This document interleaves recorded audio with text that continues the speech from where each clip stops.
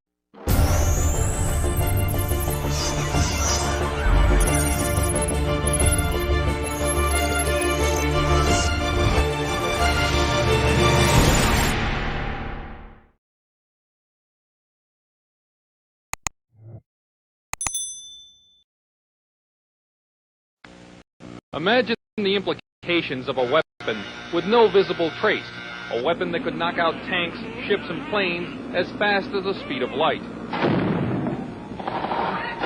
The same technology with modifications could disorient and even tranquilize military personnel, rendering them virtually helpless in the battle zone. These are the new weapons of war we will examine in this series.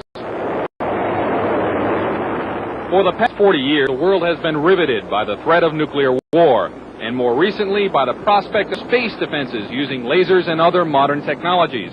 But while both sides at the Geneva summit will be focusing on these matters, progress is being made in even newer weapons that could render any arms agreement relatively useless.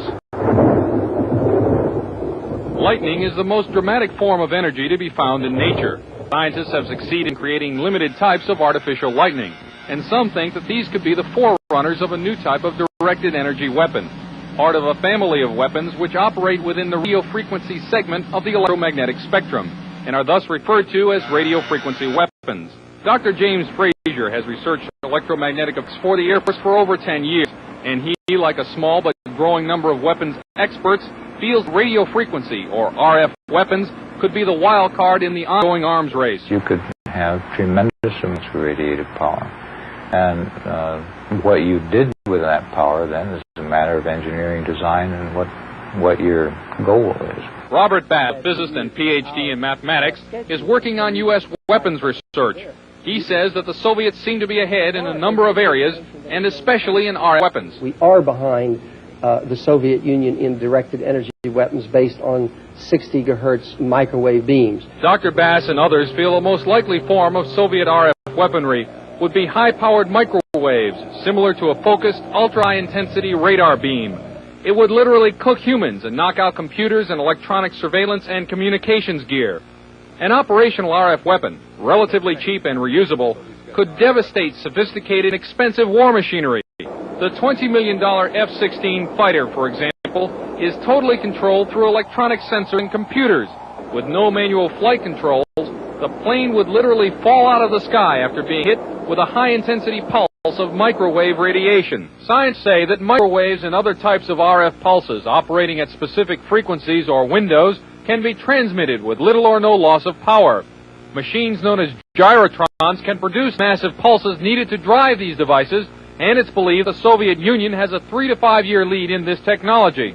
Over the past year, CNN has repeatedly asked the Department of Defense and the Air Force about radio frequency weapons. After much resistance, DoD finally said that the subject was too sensitive to discuss.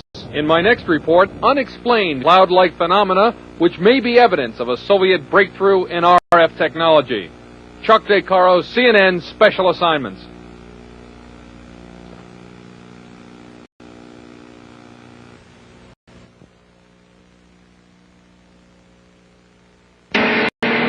Brainstorm was a science fiction movie about a device which electronically injected thoughts into the human mind. In this scene, the mind control machine projects images into the brain of the chief scientist through an electrode headset. The scientist then finds himself experiencing the thoughts of a wild truck ride.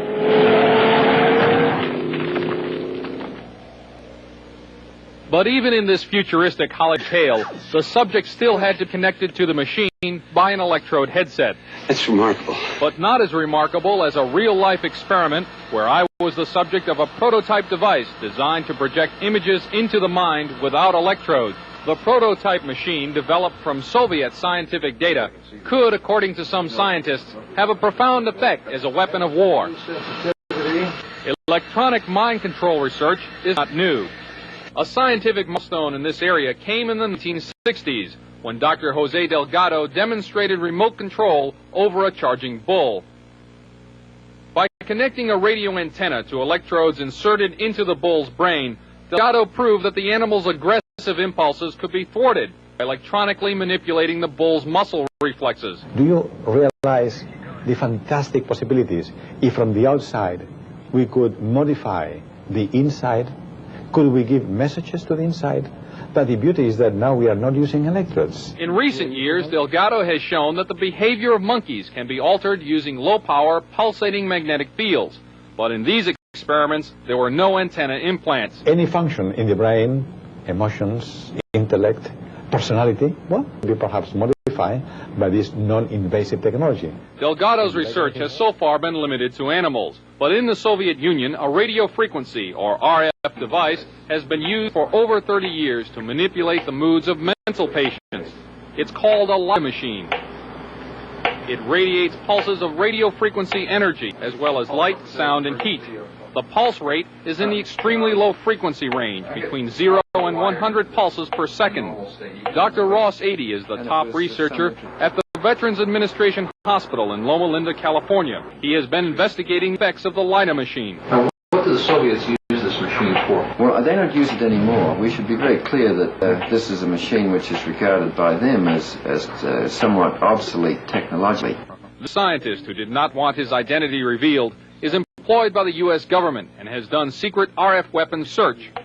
He believes that tests done with the LIDA and similar machines prove that humans are susceptible to remote alterations of mood and awareness. Certain kinds of weak electromagnetic signals work exactly like drugs. So the promise is that anything you can do with drugs, you could do with the right electromagnetic signals. Apparently, there are specific sites involved, specific functions involved. It's a matter of matching up, just like it is with a pill or a drug, to cause and effect. You could have a cause and effect relationship between a magnetic field and a biological function. CNN enlisted the help of noted physicist Dr. Elizabeth Rauscher and electrical engineer Bill Van Weiss to build and test an RF mind interference machine from data found in Soviet scientific literature. The machine itself was inexpensive and easy to construct, using parts from a consumer electronics store. It emits a weak magnetic field, pulsed at extremely low frequency. As the subject of the test, I was blindfolded, and my ears were blocked to prevent inadvertent clues as to what was happening. A magnetic probe was placed about 18 inches from my head. As the experiment began, two signal generators produced waveform patterns that were transmitted by the magnetic probe at about 1/1000th of the Earth's natural magnetic field strength. Describe anything that you see, if any. In the control room, Van Weiss varied the waveforms being generated. In another room, I could see waveforms changing shape in my mind. Parabola just went by. Parabola just went by. Oh, yeah, I did. I just flipped the switch. Parabola? Uh-huh. All right. Well, let's see. Let's check this out. That's what happened. I flipped the switch. Okay. There's a spike right there. Spike. Right there. Tight spike. I dramatically changed the generator. I stepped it by 10 right here. And the intermix from the two generators was right where you said that you saw a spike. Van Bice said when I failed to see any change, it was because he had not set the proper frequency and power levels. Later, I asked Van Bice what a weapon using this technology could do. Induce basically what would be considered hallucinations of people, direct them to do things against their so-called better judgment. How easy would it be to assemble a weapon from existing off-the-shelf parts? In 3 weeks, I could put together a weapon that would take care of a whole town. We showed the results of our test to Dr. Robert Becker, a two-time Nobel nominee for his work in the biological effects of electromagnetism. This is a very significant experiment because it carries our understanding of how vision is actually performed a step further into the mystery. He said he thought the machine caused a disturbance in the brain's interpretation of vision, and as such could be used as a weapon. That kind of a disturbance in the visual system could markedly influence the operations of a fighter pilot, a helicopter pilot, or even a simple an aberration in the visual field as making everyone seeing double, or everyone having their visual field jitter like a poorly adjusted television screen. The effect of that upon the efficiency with which an Army, an Air Force, or a Navy would operate would be catastrophic. More about RF weapons in my next report. Chuck DeCaro, CNN, Special Assignments. Described as Radio Shack parts that anybody can build. Done in a laboratory.